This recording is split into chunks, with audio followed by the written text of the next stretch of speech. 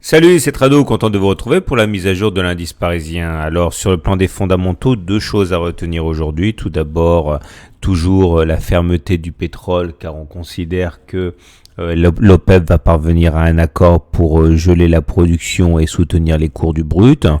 Et également ce soir, les minutes de la Fed qui vont venir préciser la politique monétaire de la Banque centrale américaine. La question n'est pas de savoir s'il va y avoir un resserrement monétaire, la question est de savoir à quel rythme et quelle sera l'intensité de ce resserrement. Vous savez que depuis que M. Trump est arrivé au pouvoir aux États-Unis, les anticipations d'inflation et de croissance se sont accélérées, ce qui risque justement de bousculer le calendrier, l'agenda de resserrement de la politique monétaire américaine, et c'est ça que l'on va suivre et c'est ça qui rend un petit peu fébrile les marchés.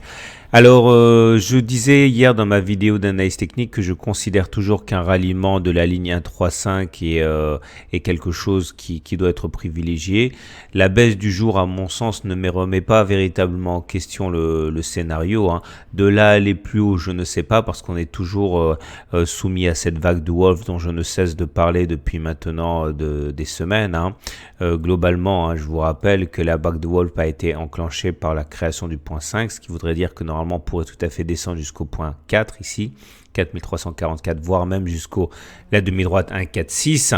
Mais pour l'instant, ça ne veut pas baisser.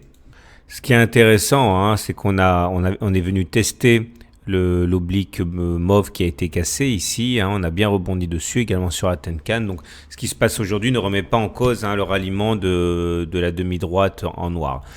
Maintenant, les indicateurs techniques également militent pour une continuation de la hausse, puisque le momentum est au-dessus de 0, le RSI au-dessus de 50 et le MACD est au-dessus de 0 aussi, donc tout ça c'est pas mal. Néanmoins, on voit que la force haussière s'affaiblit, ça se voit, les courbes descendent, les volumes ne sont pas véritablement au rendez-vous sur cette séance.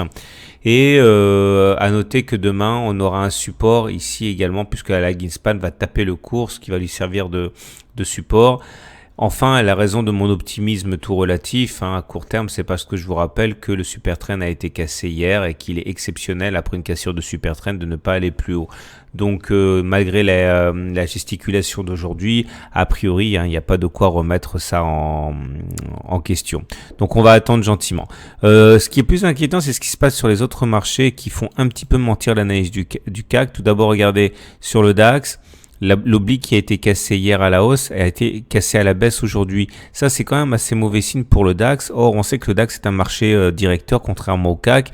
Et cet accès de faiblesse amène à s'inquiéter un petit peu. Heureusement, la Greenspan va taper les cours demain. Donc, ça va nous faire un petit peu support. Mais c'est un petit peu décevant cette séance sur le DAX. D'autant que sur l'Eurostoxx, en fait, il ne s'est rien passé du tout.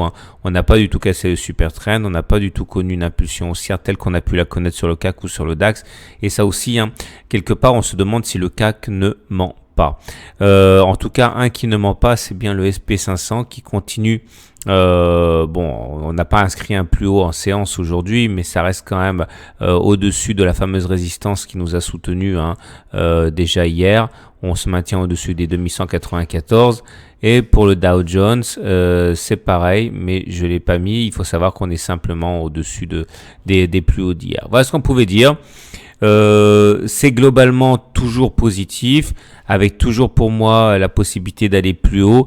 Je regrette que seul le CAC m'inspire autant de confiance et que les autres marchés européens soient beaucoup plus nuancés.